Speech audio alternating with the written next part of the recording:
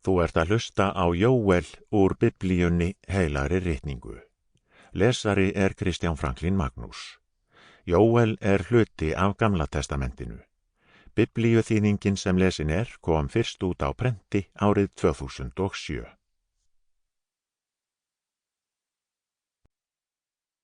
Jóel.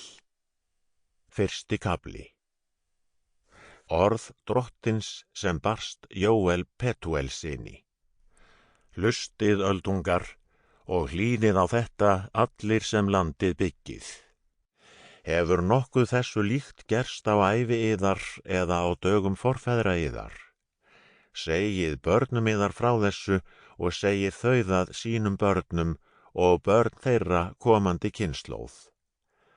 Það sem smávargurinn leifði át engisbrettan, leifar engisbrettunar át grasvargurinn og leifar grasvargsins át jarðvargurinn.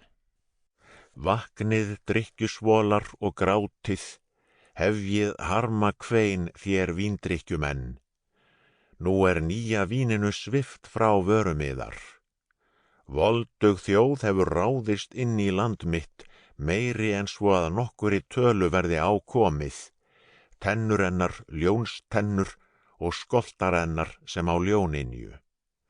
Vínviði mínum hefur hún eitt og tætt sundur fíkjutré mín. Hún hefur flett berkinum að þeim og varpað burt, hvítar greinar þeirra blasa við.